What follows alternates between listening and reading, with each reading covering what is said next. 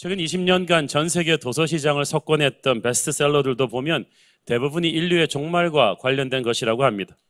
이것은 모든 사람이 지구의 종말에 대한 관심이 그만큼 크다는 이야기이며, 이런 불안감을 이용해서 신천지 같은 시한부 이단들이 또 극성을 부리고 있는 것도 사실입니다. 하나님은 천지를 창조하시고 역사를 시작하신 분이십니다. 그렇기 때문에 하나님은 이 역사를 끝내실 분이기도 하십니다. 성경은 분명하게 역사의 시작이 어떤지를 창세기에서 밝혔고, 이제 또 역사의 끝이 어떠할 것인지를 여러 예언서를 통해서 밝히고 있습니다. 그래서 우리 크리스찬들은 성경 말씀에 입각한 분명한 종말론을 깨달아서 이상한 종말론들에 휘둘리지 말 필요가 있습니다. 오늘의 본문은 주전 536년도에 페르시아 왕 고레스 3년에 이제 90에 가까운 노인 다니엘이 hit데겔 강가에서 3주간의 금식기도 끝에 받은 일종의 묵시입니다. 처음에는 다니엘이 자신의 조국 이스라엘의 주변에 일어날 몇백 년간의 국제 정세에 대해서 이스라엘이 당할 환난에 대한 내용을 다루다가 이 장에서는 갑자기 시대를 점프해서 세상 마지막 날에 있을 대환난과 하나님의 백성의 구원에 관해서 예언하고 있습니다. 다니엘서를 가르쳐서 구약의 요한계시록이라고 할 정도로 마지막 때에 대한 예언이 많이 포함되어 있습니다.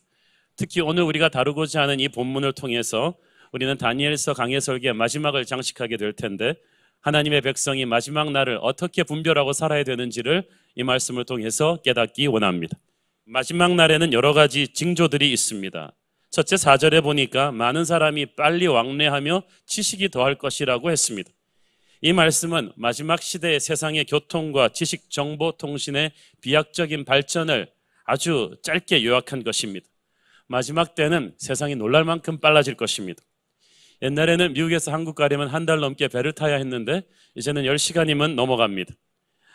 옛날에는 이렇게 멀리 헤어지면은 아리랑 아라리오를 부르며 몇 달 동안 얼굴을 못 봤는데 이제는 화상전화로 지구 저편에 있는 유학 보낸 딸과 바로 그냥 얼굴 보고 통화할 수 있는 시대가 되었습니다. 어지간한 뉴스는 인터넷을 통해서 SNS를 통해서 몇 분 만에 전 세계 뉴스가 됩니다. 이제 시대 트렌드가 몇 년, 몇 개월이 아니고 몇 주일, 며칠 단위로 변합니다.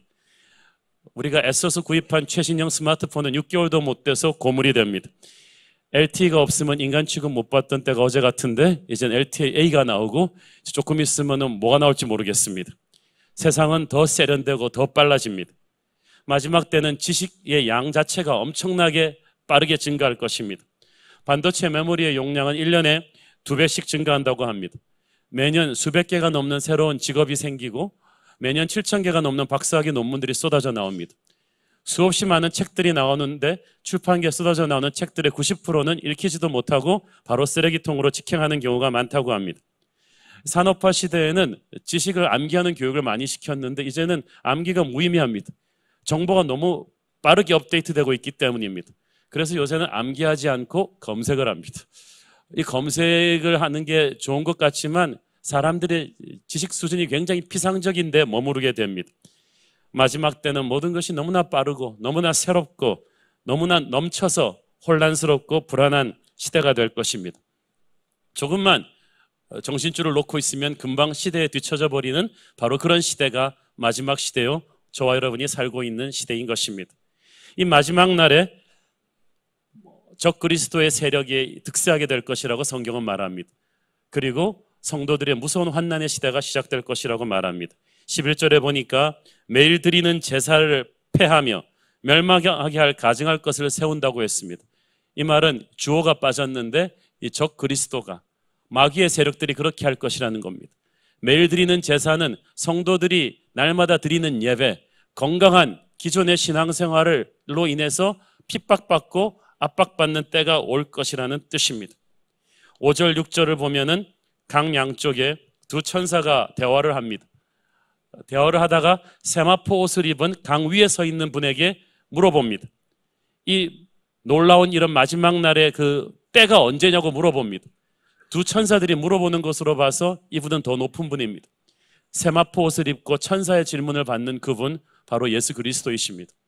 그 예수 그리스도께서 마지막 때에 대해서 대답을 해주시는데 7절을 보십시오. 한때, 두때, 반때를 지나서 성도의 권세가 깨어지기까지 그 일이 생긴다고 했습니다. 성도의 권세가 다 깨어진다는 말은 사탄 마귀들의 공격으로 인해서 하나님의 백성들이 극렬한 시련과 환난을 받게 되는 것을 뜻합니다. 지상의 교회가 이러다가 끝나는 게 아닐까 할 정도의 고난이 올 거라는 뜻입니다. 우리가 세상을 두려워할 필요는 없지만 세상에 대한 핑크빛 환상을 가져서는 안 됩니다. 첨단 IT 기술이 발달한다고 해서 한국의 GDP가 높아진다고 해서 결코 세상이 살기 좋아지는 것은 아닙니다. 성경은 말합니다. 난리와 난리의 소문을 듣겠고 전쟁과 기근과 핍박을 너희들이 듣게 될 것인데 특히 세상 전부가 겪는 환난 외에 하나님의 백성들이 신앙 때문에 겪는 환난이 극심해질 것이라고 성경은 예언하고 있습니다. 이집트의 콥트 교회들이나 지금 이미 인도네시아의 많은 크리스천 교회들이 모슬람들로부터 얼마나 많은 테러를 당하고 있는지 모릅니다. 그 정도까지는 아니라도 개신교 국가라는 미국도 보이지 않는 정신적인 압박이 심합니다. 이미 미국 흑인 남성이 모슬람으로 개종하는 숫자가 기독교인으로 개종하는 숫자의 2배를 넘어섰습니다. 무섭게 모슬람이 확장합니다. 오바마 대통령은 노골적으로 친이슬람 노선을 표방하면서 동시에 계속해서 동성연애자들의 입장을 지지하고 있습니다. 대통령의 전폭적인 지지 발언에 힘입어서 요즘 미국에서는 동성연애자들이 얼마나 설치는지 몰라요. 벌써 수십 개 주에서 동성애를 옹호하는 법안들이 통과되었고 많은 미국의 기독교 교단들이 동성연애자를 안수를 주고 있습니다. 이 동성연애를 죄라고 말하면은 아주 편파적이고 독선적인 기독교라고 핍박을 받는 시대가 되었습니다.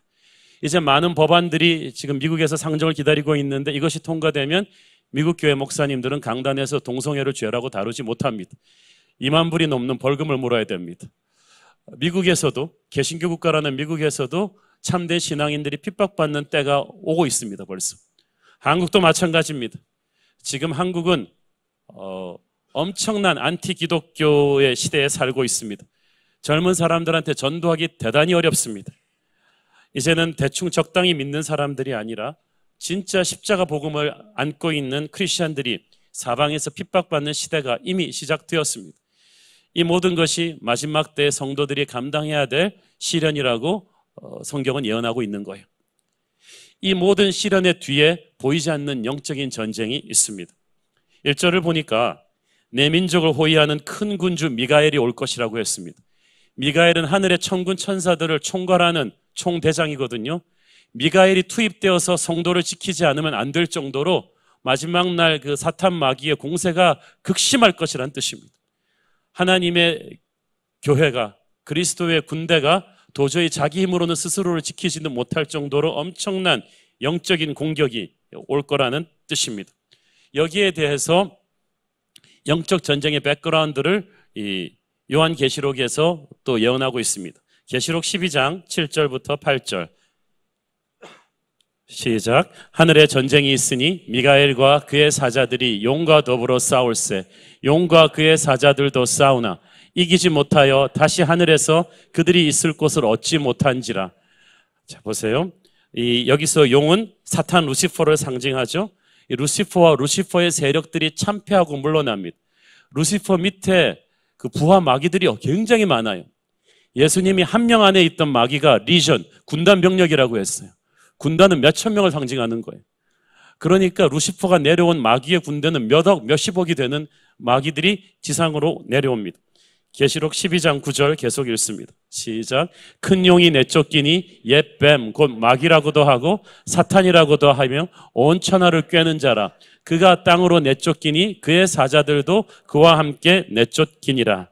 12장 12절 계속 읽습니다.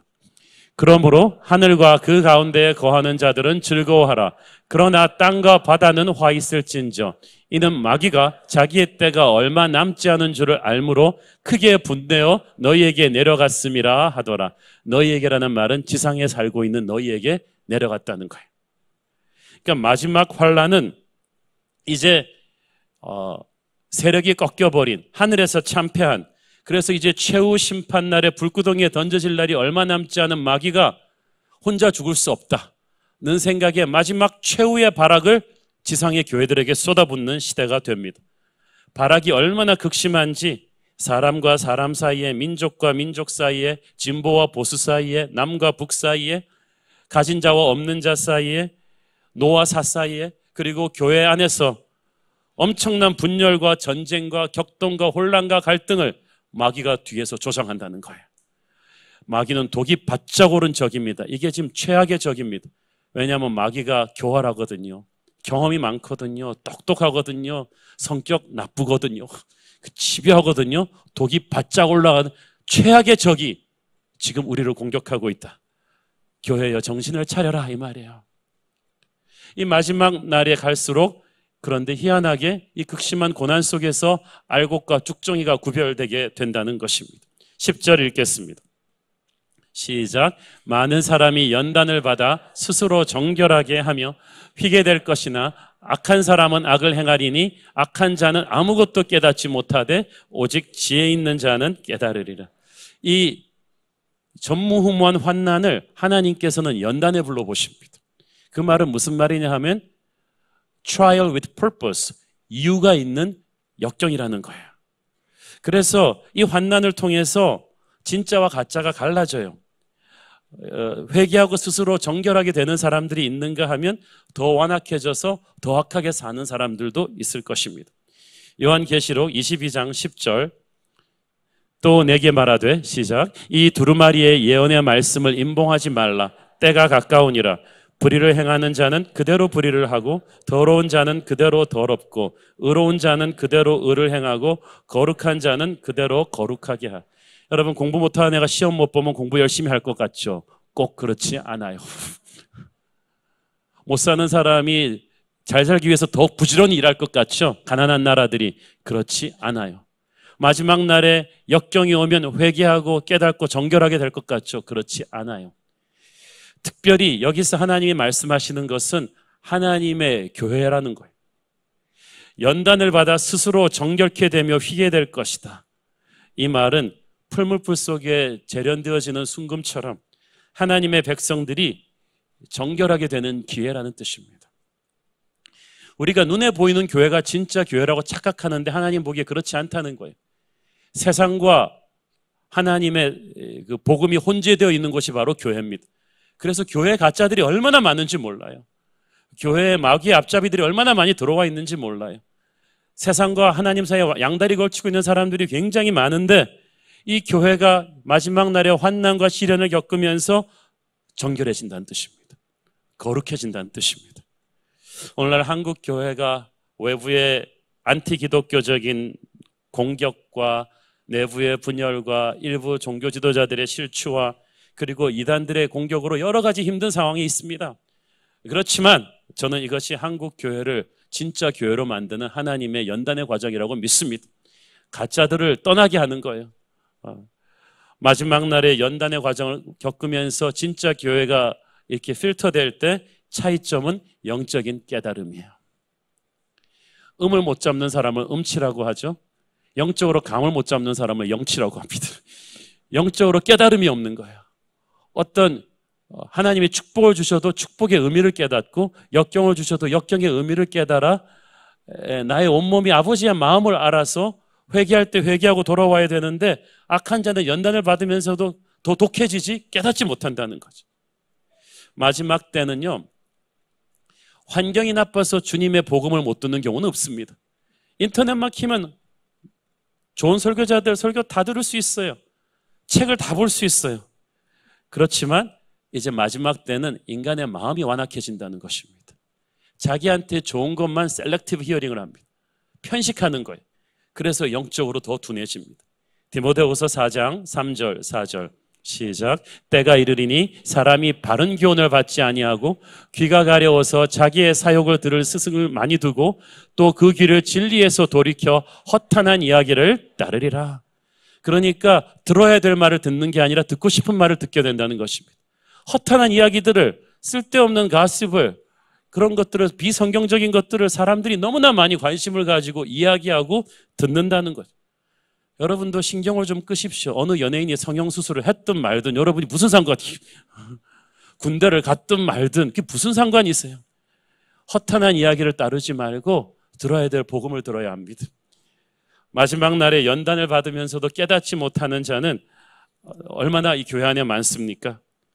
세상과 타협하면서 너무나 경직되어서 무기력증에 빠져서 매너리즘으로 그냥 간신히 교회만 다니는 기성신자들과 교회들이 너무나 많아요. 마지막 날의 이 환난과 핍박은 그런 교회와 신자들을 향한 하나님의 웨이크업 콜입니다. 경고입니다. 그런데 그걸 알아듣지 못해요. 이런 슬픈 상황들이 오늘날 작금의 한국교회 현실이기도 합니다. 그러나 영적으로 지혜로운 자는 이런 환난을 통해서 정신을 번쩍 차리죠. 아, 하나님이 나보고 회개하라고 하시는구나. 정신 차리라고 하시는구나. 이렇게 교회에 몸만 적당히 다니지 말라고 하시는구나. 장로로서, 집사로서, 목사로서 내가 부끄럽구나. 더 이상 무기력한 매너리즘에 빠져서 이렇게 주일날 교회만 간신히 나가는 신앙생활을 해서는 안 되겠구나. 주님이 주신 십자가 지고 제자의 삶을 살아야겠구나. 이런 결단을 마지막 때에 할 수 있게 되기를 바랍니다. 이게 영적으로 철든 자죠. 또 마지막 날에 쌓이는 전무후무한 세계적인 대부흥입니다. 내 백성 중에 1절에 보니까 기록된 모든 자가 구원을 받을 것이다. 옛날에는 이스라엘 사람들은 자기들은 유대인이라는 것 하나만으로 구원받을 줄 알았는데 그게 아니라는 거죠. 그 백성 중에서 책에 기록된 자만 구원을 받을 것이다. 무서운 말이죠. 눈에 보이는 교회와 보이지 않는 교회가 항상 존재한다고 했죠. 눈에 보이는 교회는 우리 보이는 출석하는 교인들이지만 하나님의 나라 생명책에 기록된 자, 이 어린 양의 생명책에 기록된 자라는 말은 무슨 뜻입니까? 어린 양의 보혈의 피로 거듭난 사람이에요. 예수의 복음을 듣고 거듭난 사람이에요. 그 어린 양의 보혈로서 그 죄 문제가 깨끗이 해결이 된 사람이에요. 요한계시록 21장 27절 시작. 무엇이든지 속된 것이나 가증한 일 또는 거짓말하는 자는 결코 그리로 들어가지 못하되 오직 어린 양의 생명책에 기록된 자들만 들어가리라. 어린 양의 생명책에 기록된 자, 이들이 속되거나 가증하거나 거짓말하지 않아서가 아니라 그 죄 문제를 다 어린 양의 보혈로 해결했다는 거예요. 십자가를 통과했다는 것입니다. 이런 사람들이 천국에 들어가게 되는, 오직 복음으로만 천국에 들어가는 이 놀라운 부흥의 역사가 이제 마지막 때에 전 세계적으로 일어나게 될 것입니다. 세계 역사의 문이 닫히기 전에 엄청난 부흥의 불길이 일어납니다. 로마서 11장 25절 27절 시작. 형제들아 너희가 스스로 지혜 있다 하면서 이 신비를 너희가 모르기를 내가 원하지 아니하노니 이 신비는 이방인의 충만한 수가 들어오기까지 이스라엘의 덜어는 우둔하게 된 것이라. 그리하여 온 이스라엘이 구원을 받으리라. 기록된 바 구원자가 시온에서 오사 야곱에게서 강건하지 않은 것을 돌이키시겠고 내가 그들의 죄를 없이 할 때에 그들에게 이루어질 내 언약이 이것이라 함과 같으니라. 이스라엘이 강팍할 동안에 전 세계 이방인들이 복음을 받아들이고 그것과 함께 자극을 받아서 다시 이스라엘이 하나님께 돌아오는 역사가 주님 다시 오시기 전에 일어난다는 거예요. 세상 모든 민족이 구원을 얻을 수 있도록 복음이 퍼져나가는 그런 일이 일어나는 거예요. 지난 20세기부터 시작해서 지난 130년 동안에 2000년을 통합친 것보다 더 많은 부흥이 전 세계적으로 일어났습니다. 영국의 웨일즈에서, 평양의 장대현에서, 인도에서, 남미에서, 중동에서, 지금 저 철옹성 같은 이란에서도 100만, 200만이 넘는 지하교인들이 있어요. 그리고 많은 유대인들이 지난 40년 동안 주님께로 돌아오는 기적이 일어났습니다. 이미 마지막 때 유대인과 이방인들의 부흥의 물길이 불같이 일어나고 있습니다. 저는 한국 교회도 다시금 새로운 부흥의 불길이 일어날 거라고 믿습니다. 그래서 아시아의 부흥을 선도할 수 있도록 우리 새로운 교회는 그 부흥의 불길의 시발점 중에 하나가 될 것입니다. 땅의 모든 족속에게 이 부흥의 불길이 전해지고 나서 주님이 오십니다. 마태복음 24장 14절 시작. 이 천국 복음이 모든 민족에게 증언되기 위하여 온 세상에 전파되리니 그제야 끝이 오리라. 이게 가장 정확한 종말의 타이밍을 재는 바로미터입니다. 몇 년 전에 YM과 CCC를 비롯한 전 세계 선교단체들의 지도자들이 모였습니다. 그간 수많은 미전도 종족의 언어를 번역하고 들어간 선교사님들 다 계산해 보면서 아직까지 남아있는 미전도 종족의 언어를 지금 페이스로 전도하고 번역하고 들어가면 몇 년이 지나면 지구상의 모든 미전도 종족이 다 복음을 듣게 될 것인가? 그게 30년이 안 남았어요. 20, 30년 안에 게임이 다 끝난다는 거죠. 우리는 진짜 우리 살아있는 때에 주님이 다시 오는 것을 볼 수 있는 그런 시대에 살고 있습니다. 이 마지막 시대는 바로 부흥의 시대인 것입니다. 이 마지막 시대는 구원을 받는 자와 수치를 당하는 자, 이 종말의 때에 그렇게 탁 나누게 됩니다. 2절 같이 읽습니다. 시작. 땅의 티끝 가운데서 자는 자 중에서 많은 사람이 깨어나 영생을 받는 자도 있겠고 수치를 당하여서 영원히 부끄러움을 당할 자도 있을 것이며. 주님 다시 오실 때 그 하나님의 나팔 소리가 천지를 진동하면서 모든 자던 자들이 다 깨게 될 겁니다. 어떤 예수 안 믿는 사람들은 얘기합니다. 그래, 너 예수 믿는 사람들은 부활해 가서 천국 가면 되잖아. 나는 그냥 이 세상에서 잘 살다가 끝내고 말게. 미안하지만 당신도 다시 부활하게 돼. 불신자라고 가만 놔두는 게 아니에요. 불신자도 다 같이 부활하는데 신자의 부활은 어린 양의 잔치에 참여하는 우리의 모든 서름을 닦으시고 영원한 천국 백성이 되는 승리의 부활이지만 불신자의 부활은 심판받기 위한 죽음의 부활입니다. 미안하지만 당신도 같이 부활해요. 부활해서 가는 곳이 다를 뿐이에요. 요한복음 5장 29절. 선한 일을 행한 자는 생명의 부활로, 악한 일을 행한 자는 심판의 부활로 나오리라.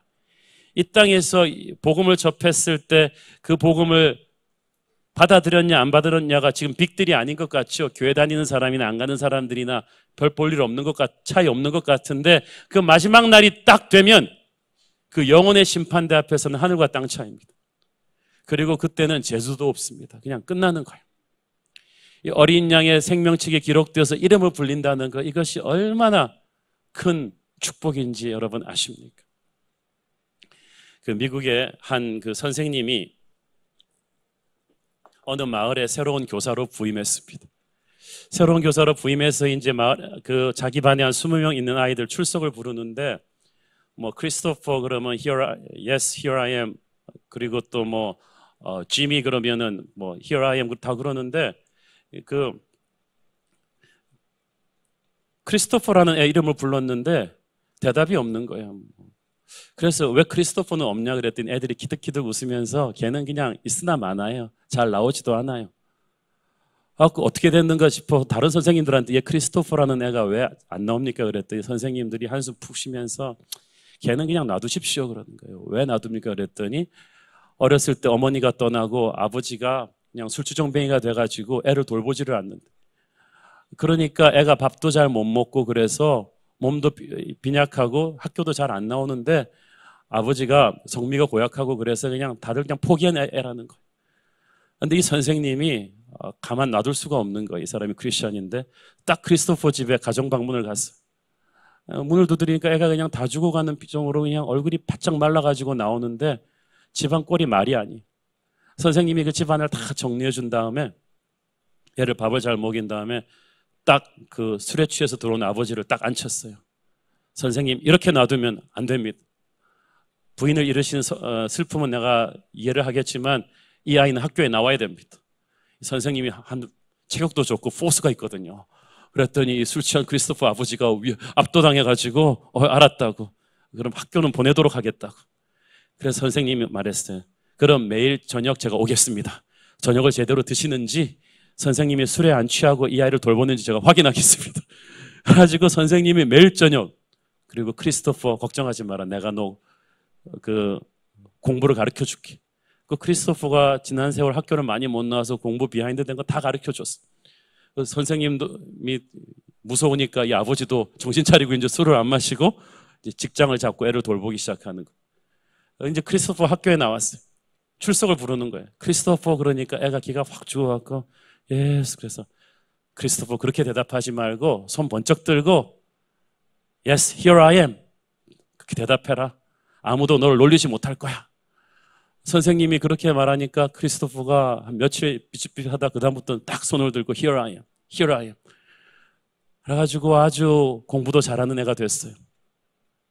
그렇게 한 몇 개월 지나가지고 이제 선생님도 매일 그 집을 안 찾아가도 애가 학교 잘 나오니까 놔뒀는데 어느 날 애가 또 안 나오는 거지. 그랬더니 그 아버지가 찾아왔어요. 선생님, 우리 크리스토퍼가 백혈암이래요. 오래 못 산대요. 그래갖고 선생님이 또 얘를 데려갔다 이제 병원에 데려갔다가 집에 갔다가 이렇게 또 케어하기 시작했어요. 그런데 나중에 의사한테 들어서 선생님 이제 크리스토퍼가 하룻밤 남았습니다. 오늘 밤이 마지막입니다. 근데 크리스토퍼가 굉장히 두려워합니다. 선생님이 가셔가지고 얘를 좀 격려해 주십시오. 그 선생님이 크리스토퍼한테 갔더니 크리스토퍼가 자기가 이제 죽기가 무섭다는 거예요. 학교 가는 게 좋았는데 이제 죽기가 무섭다. 선생님이 말했습니다. 크리스토퍼 걱정하지 마. 그리고 이제 복음을 전했어요. 예수를 영접시켰어요. 그리고 말했어요. 자, 크리스토퍼 이제부터 잘 들어. 천국에 가면 예수님이 출석을 부른다. 그러면 Here I am 그러면 된다. 그러면 너는 조금 있으면 선생님과 만나게 될 거야. 영원한 천국에서 만나게 될 거야. 분명히 선생님한테 들은 그대로 Here I am 그래. 그럼 너 살 거야. 이 크리스토퍼가 그 얘기를 듣고 비로소 그것만 하면 되냐? 그것만 하면 된다. 예수님이 너를 끌고 갈 것이다. 바로 지금 너는 어린 양의 생명책에 기록됐기 때문이다. 선생님도 가고 아버지도 가고 다 간다. 이 땅의 모든 절망과 슬픔과 먼저 돌아가신 어머니도 거기가 있을 거야. 이 크리스토퍼는 씩 웃으면서 Here I am 그거를 수없이 연습하면서 하늘나라로 갔습니다. 여러분 부활이란 마지막 날은 어떤 것입니까? 우리 수많은 하나님의 백성들이 예수님의 출석 소리를 듣고 어린 양의 생명책에 기록된 우리의 이름을 듣고 벌쩍벌쩍 살아 일어나는 것입니다. 이미 우리 교회 성도들 중에서 많은 분들이 천국에 가신 분들이 있습니다. 저는 특별히 젊은 분들 천국에 가신 분들이 많잖아요. 그런데 그때 그분들의 이름을 다 하나님이 부르시는 것을 저는 지금도 기대하고 있습니다. 그리고 우리의 이름도 부르겠죠. 이 마지막 날이 우리에게는 축제의 날이 될 것입니다. 어떻게 종말을 준비할 것입니까? 첫째는 하나님의 시간을 기다리는 것입니다. 7절에 보니까 종말의 때가 언제인가를 말하실 때 예수께서 말씀하시기를 한때, 두때, 반때를 지나서 마지막 때에 성도의 권세가 깨어지는 대환난의 시대가 있고 나서 종말이 올 것이라고 했습니다. 이 종말의 기간이 얼마나 긴 것인지 우리는 해석할 수가 없습니다만은 중요한 건 12절에 기다려서 1335일에 이르는, 어떤 사람은 1335일이 진짜로 마지막 날에 어떤 숫자냐 그러는데 그게 아니에요. 어떤 기간이 있다는 거예요. 근데 주님이 정하신 그 기간을 기다리는 자에게 복이 있다는 거예요. 하나님이 주는 기간을 왜 우리가 기다립니까? 왜냐하면 그 하나님이 재림을 미루는 그 기간에 바로 하나님의 사랑이 오기 때문입니다. 베드로후서 3장 9절 시작. 주의 약속은 어떤 이들이 더디다고 생각하는 것 같이 더딘 것이 아니라 오직 주께서는 너희를 대하여 오래 참으사 아무도 멸망하지 아니하고 다 회개하기에 이르기를 원하시느니라. 하나님이 굼떠서 늦게 오시는 것이 아니고 하나님이 구원하고 싶은 사람들의 숫자가 너무나 많아요. 주님이 왜 빨리 오지 않느냐고 말하는 건 여러분 이기적인 거예요. 방주 안에 들어온 사람이 이제 떠나자 그러면 안 되죠. 방주 밖에 있는 사람들의 심정을 생각하셔야죠. 아직까지도 예수를 믿지 못한 우리의 가족, 친지, 사랑하는 사람들이 많다는 거예요. 이거를 우리가 이해를 해야 됩니다. 그리고 이 마지막의 타이밍에 대해서 더 이상 질문을 하지 말아야 되는 거예요. 하나님께서 다니엘도 잘 이해하지 못하니까 거기까지라고 그으셨습니다. 하나님이 멈추라 그런 데서 이게 멈추는 것이 하나님의 사람이죠. 마지막 때를 준비하는 또 한 가지는 영적인 분별력을 가지는 것입니다. 4절 9절에 보면 마지막 때까지 간수하고 봉함하라, seal하라는 말이 나옵니다. 근데 여기서 봉함하라는 말은 아예 그냥 은폐시켜서 이 예언을 아무에게도 공개하지 말라는 뜻이 아니고 이거를 you watch and see, 잘 보관해서 이 예언이 성취되는 것을 정신을 차리고 서서히 지켜보라는 거예요. 계시록 22장 10절에서는 또 내게 말하되 예언의 말씀을 임봉하지 말라, 때가 가까우니라 그랬어요. 그러니까 다니엘에서 요한계시록까지 점점 재림의 시간이 가까울수록 하나님께서는 이제 정신을 차리라고 말하고 계십니다. 영적으로 시대를 분별해라. 흥청망청 함부로 살지 말고 정신을 차리고 뉴스를 봐라. 시리아 사태에서, 이런 중국과 미국의 이 사태에서, 북한의 움직임에서 마지막 날에 하나님의 발자국 소리를 너는 들어야 된다는 거. 정신을 차리고 영적인 분별력을 가지고. 셋째, 전도와 영적 대각선에 헌신하십시오. 3절 함께 읽겠습니다. 시작. 지혜 있는 자는 궁창의 빛과 같이 빛날 것이요 많은 사람을 옳은 대로 돌아오게 한 자는 별과 같이 영원토록 빛나리라. 하나님은 이 마지막 날에 하나님의 사람을 찾고 계십니다. 첫째는 자기를 경건하게 지키는 지혜로운 자입니다. 마지막 날에 시대 조류에 휩쓸리지 않고 세상의 유혹에 흔들리지 않고 핍박에 굴하지 않으며 하나님의 길을 가는 지혜로운 사람, 궁창의 별과 같이 빛날 것이다. 그런데 더 칭찬받는 사람이 있어요. 자기만 그런 것이 아니라 다른 사람들도 영적으로 변화시키는 거룩한 영향력을 끼치는 자입니다. 많은 사람을 옳은 대로 돌아오게 한 자. 이 사람은 하늘의 별과 같이 한마디로 하늘나라에서 스타가 될 것이다. 하나님이 스타로 대우해 줄 것이다. 많은 사람을 옳은 대로 돌아오게 한 자. 이건 영적 영향력입니다. 진짜 리더십이죠. 다니엘은 자기뿐 아니라 친구 세 사람에게 얼마나 영적으로 도전을 줬던지 이 친구 세 사람이 다니엘 이상의 영적인 파워를 느부갓네살 앞에서 보여주지 않았습니까? 그뿐 아니라 하나님을 모르는 이방의 왕들도 느부갓네살도 다리오도 다 다니엘을 보고 나서 하나님 살아계시다고 그냥 선포했습니다. 엄청난 영적 영향력입니다. 하나님은 여러분이 세상 속에서 있으나 마나한 사람 되시기를 원치 않으십니다.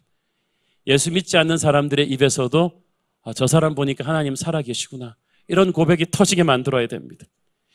많은 사람을 옳은 대로 돌아오게 한 자, 이것은 첫째 전도입니다. 마지막 날이 가까웠기 때문에 여러분, 우리 진짜 깨어서 전도해야 됩니다. 선교지는 바로 여러분이 서 있는 바로 그 자리예요. 저희들이 지난번에 그 선교팀이 저랑 함께 중국 지역에 그 선교 여행 갔다가 오는데 8박 9일 동안에 우리가 1800km를 누볐으니까 얼마나 피곤했겠어. 심양에서 비행기 타고 오는데 그냥 전부 다 파김치가 되어서 저를 포함해서 1시간 반 동안 어떻게 잤는지 모르겠어요. 근데 잤는데 이제 내리는데 저 앞에 김총열 권사님이 내리는데 어떤 중국 조선족 아줌마 손을 잡고 내리는 거예요. 그분이 비행기 안에서 전도하신 거야.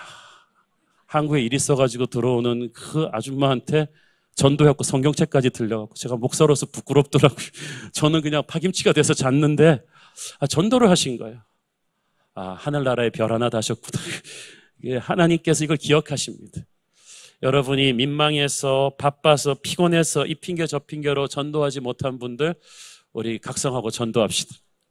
둘째로, 많은 사람을 옳은 대로 돌아오게 한 자는 믿음이 있지만 믿음의 열정을 잃어버린 분이에요. 세상과 타협해 버린 분들에게 영적인 불길을 다시 일으켜주는 것입니다. 새로운 교회는 영적인 불길을 다시 일으켜주는 교회라고 믿습니다.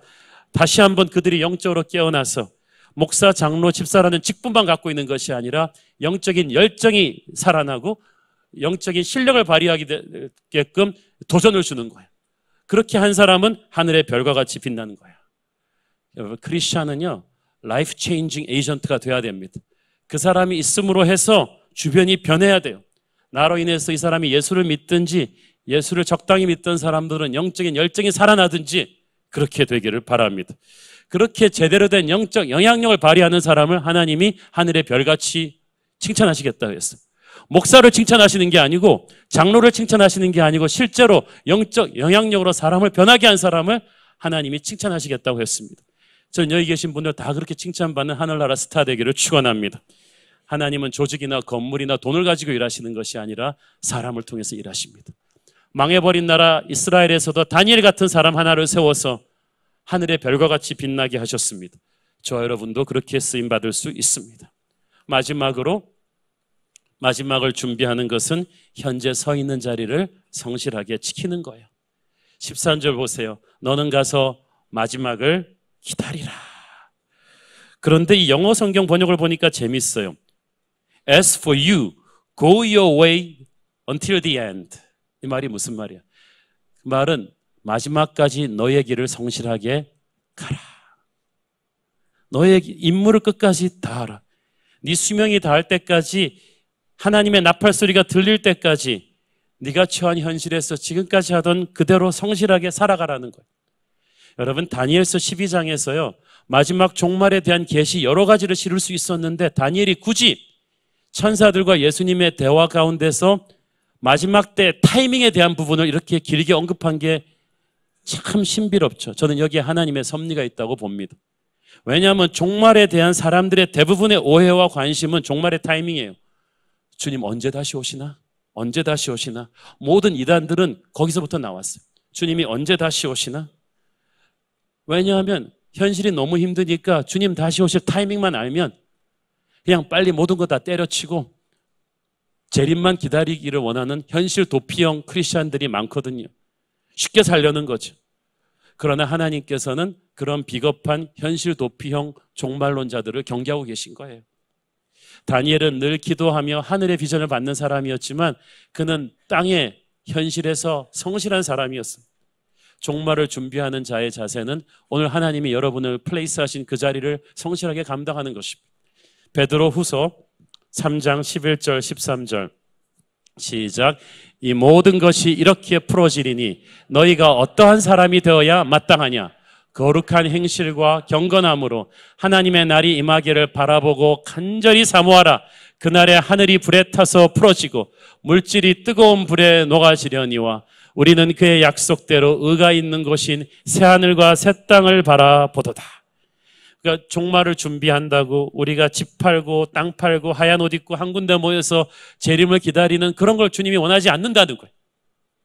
하나님이 우리를 세우신 그 위치에서 남편으로서 아내로서 부모로서 직장인으로서 성실하게 책임을 다하기를 원하십니다.